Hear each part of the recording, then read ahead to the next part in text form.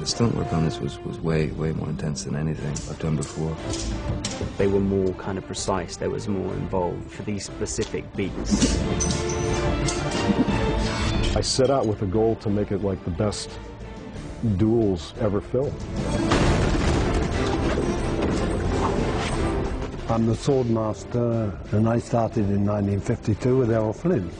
That gives me 50 years of service in the film industry. Ah, that was wrong. This is the best guy in the business. This is the legendary sword master. In, out, in, out. Bob Anderson understood acting with a sword.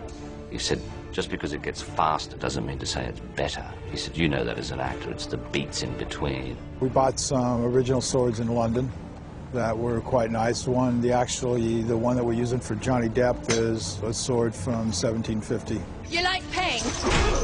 Try wearing a corset. When I first read the script, I was like, oh, this is going to be easy. I'll sit in the back of carriages, I'll wear pretty dresses, I'll pout a bit, you know, it'll be fine.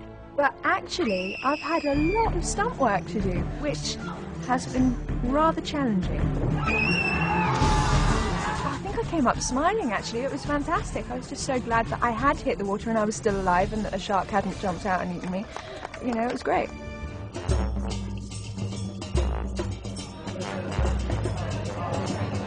We've had some really big days where we've had, you know, between 30 and 40 hairdressers in and 200 to 300 background working. It's an enormous circus. It's just kind of like an assembly line. Whatever chair is open, you either go to makeup or you go to hair. We've had upwards of 50 makeup artists at times on the show.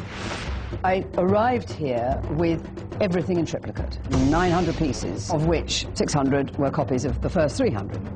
When Johnny came into the fitting, once I put that hat on his head, he was sold. It's always great to have that layer of the character's clothing, you know, the skin. It helps you find your posture, you know, how does the character stand? Me, I'm dishonest.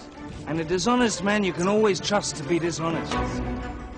The script story called for groundbreaking special effects, so filmmakers turned to the legendary imaginations of Industrial Light and Magic. You best start believing in ghost stories, Miss Turner. You're in one. I worked with them a lot. They did Pearl Harbor with us, and we wanted something unique and different. A lot of effort went into designing what do the pirates look like when they're skeletons, because you don't want them to be just sort of polished white skeletons. The idea of doing skeleton pirates, every animator I know who heard about it was excited to work on this project. When we started, we weren't really sure what it would all have to look like. We're kind of establishing a new look, something that hasn't really been done before. You can see the clothing react and behave. It spins around, collides against the creature. We're kind of doing an anatomical job of trying to build the actor, what his bones would be like, what his muscles would be like. They are kind of alive yet decomposing. It's very important to have an understanding of anatomy.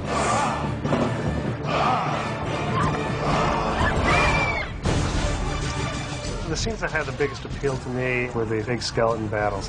When the Dauntless battle begins, all the pirates are skeleton in that. So we shoot it live, and then we do reference passes with nobody there, where the opposition has to fight air.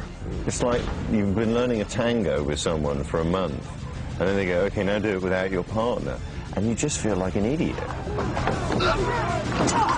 You have to be very focused to act with thin air. It was so much fun, really. I mean, we're making a pirate movie here. You know, it's like every boy's dream. This is something really special. We were on set and we would just kind of giggle at how, you know, we get to do this. Every day you come into work and you think it can't get any sort of bigger. It is. It is immensely funny. I honestly believe that this film is for everybody. There's so much in this film. It's really amazing. We take the pirate movie to a new level, and that's our intentions. Here they come.